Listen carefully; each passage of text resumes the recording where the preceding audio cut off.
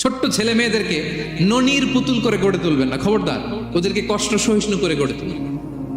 আপনি থাকতেই কষ্ট করা শিখান, তার জীবনটা স্মুথ হবে, তার ক্যারিয়ারটা ব্রাইট হবে, তার ভবিষ্যৎটা সুন্দর হবে। ছেলেমেয়েরা কিছু চাইলেই সাথে সাথে দিবেন না। অনেক বাবা মা আছে এত আদর করে, এত বেশি আহ্লাদ করে, যা চায় তাই দেয়, পরে হিতে বিপরীত হয়, ঠিক কিনা? ছেলে মেয়েকে অভাব শেখান, ছেলে মেয়েকে কষ্ট শেখান, ওদেরকে সংগ্রাম শেখান, প্রতিকূল পরিবেশে কি করে টিকে থাকতে হয় এটার সবক শেখান। সেদিন লোকমান তাই করলেন, ছেলেদের সবর শিখাইলেন যে বাবা ধৈর্য ধারণ করো, আতঙ্কিত হবা না।